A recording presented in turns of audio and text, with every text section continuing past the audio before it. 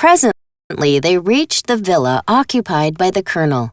He smiled at their request and granted it. They resumed their walk, furnished with a password. Soon they left the outposts behind them, made their way through deserted Colombes, and found themselves on the outskirts of the small vineyards which border the Seine. It was about 11 o'clock. Before them lay the village of Argenteuil, apparently lifeless. The heights of Augemont and Saint-Ouen dominated the landscape. The great plain extending as far as Nanterre was empty, quite empty, a waste of dun-colored soil and bare cherry trees. Monsieur Sauvage, pointing to the heights, murmured, "The Prussians are up yonder."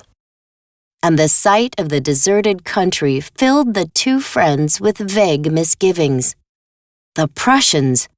They had never seen them as yet, but they had felt their presence in the neighborhood of Paris for months past, ruining France, pillaging, massacring, starving them, and a kind of superstitious terror mingled with the hatred they already felt toward this unknown, victorious nation. "Suppose we were to meet any of them," said Morisot. "We'd offer them some fish," replied Monsieur Sauvage, with that Parisian light-heartedness which nothing can wholly quench.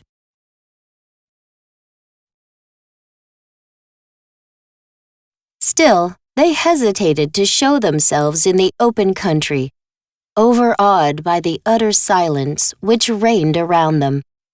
At last, Monsieur Sauvage said boldly, "Come, we'll make a start. Only let us be careful."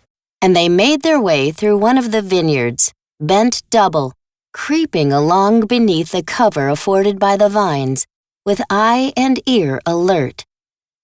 A strip of bare ground remained to be crossed before they could gain the river bank. They ran across this, and as soon as they were at the water's edge, concealed themselves among the dry reeds. Morisot placed his ear to the ground, to ascertain, if possible, whether footsteps were coming their way. He heard nothing. They seemed to be utterly alone. Their confidence was restored, and they began to fish.